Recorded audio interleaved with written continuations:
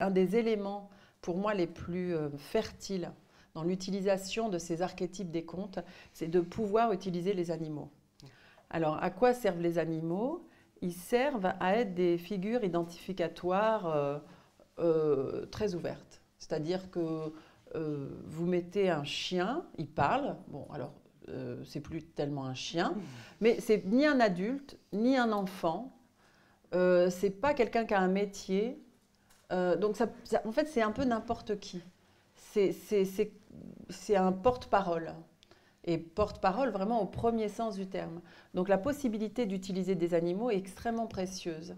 Et ça permet aussi d'aborder des questions philosophiques qui sont en réalité ma seule vraie passion, mais que je suis absolument incapable d'aborder en tant que philosophe parce que je ne suis pas un philosophe.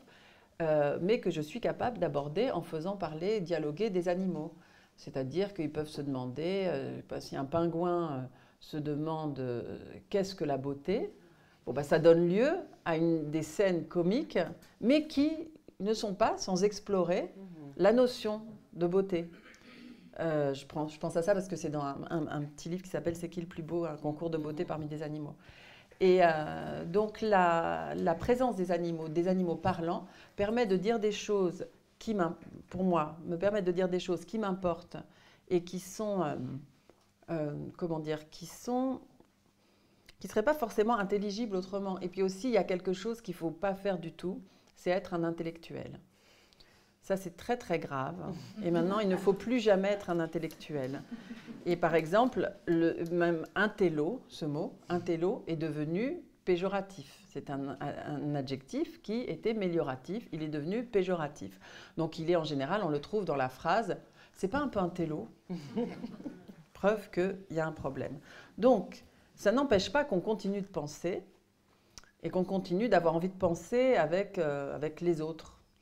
Alors, les animaux, ça permet de ne pas être intello, mais de continuer à penser quand même, hein, et de s'amuser de ça, puisque les animaux sont marginaux, sont péjorés.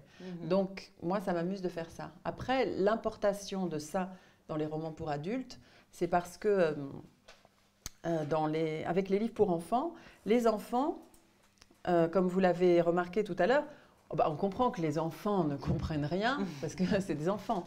Alors c'est normal qu'ils ne comprennent pas comment marche le monde, ils ne savent pas encore, ils ne savent pas des choses très importantes, comment on les fabrique, si la Terre tourne autour du Soleil ou le Soleil autour de la Terre, c'est jamais très clair cette histoire-là.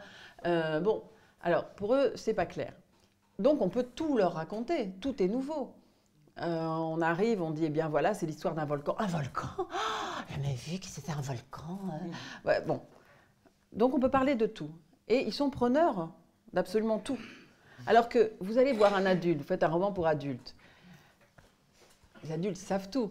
Ils savent comment ça fonctionne, ils savent comment on fait les enfants, ils savent que c'est la Terre qui tourne autour du Soleil, ils savent que 2 plus 2 ça fait 4, ils savent comment on parle au banquier, ils savent comment on parle à la marchande de fruits, à la bonne, etc. Donc ils savent tout. Alors de quoi on va leur parler? Parce que nous, les écrivains, on ne sait rien. On ne sait rien de plus. Donc, mais on a quand même envie de leur dire un petit truc. Donc on prend un lapin. Et là, personne ne peut soupçonner que c'est l'écrivain qui a envie de faire une leçon de comparatisme sur la condition humaine et la condition animale, et sur la condition de l'homme et la condition de la femme. Donc ça peut s'appeler une partie de chasse, et c'est un lapin qui discute dans la gibecière. Personne ne va vous dire, dites donc Agnès de Sardes, vous ne trouvez pas que votre livre sur la distinction entre condition de l'homme, condition du lapin, enfin condition de la femme, etc., c'est un peu intello? Non, personne ne voit qui parle le lapin, tout le monde s'en fiche. À la limite, les gens, ils passent, ils peuvent même passer. Vous voyez, le moment où le lapin parle. Donc voilà à quoi ça sert les animaux.